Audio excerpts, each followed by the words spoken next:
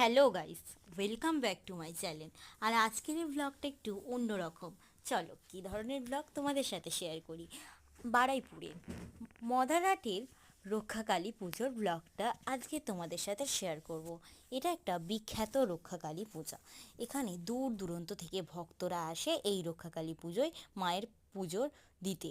বাজি বাজনা, নানান রকমের গাড়ি, 4-5টা ঘোড়ার গাড়ি, আরও অনেক রকমের নৃত্য, সুন্দর সুন্দর ডান্ডিয়া খেলা, নানান রকমের প্রসেসন নিয়ে রাস্তার মধ্যে দিয়ে এসে কুমারটুলি থেকে মাকে সুন্দরভাবে প্রসেসনের মাধ্যমে মন্দিরে উপস্থাপিত করার মুহূর্তটা প্রথমেই তোমাদের সাথে আমি শেয়ার করে নিচ্ছি।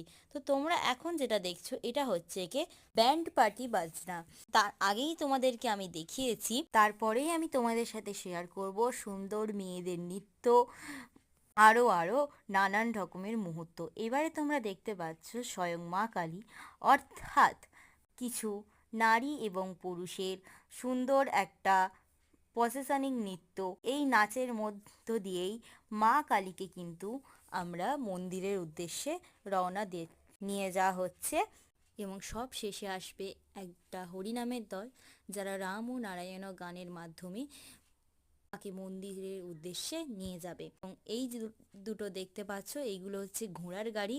5 থেকে 6টা ঘোড়ার গাড়ি এসেছে মাকে নিয়ে যাওয়ার উদ্দেশ্যে। এবং সব শেষে হরিণুট দিয়ে তোমরা ইতিমধ্যেই দেখতে পাচ্ছ রাস্তার পাশে কত ভক্তগণ দাঁড়িয়ে আছে মায়ের গাড়ির সাথে সাথে যাবে বলে।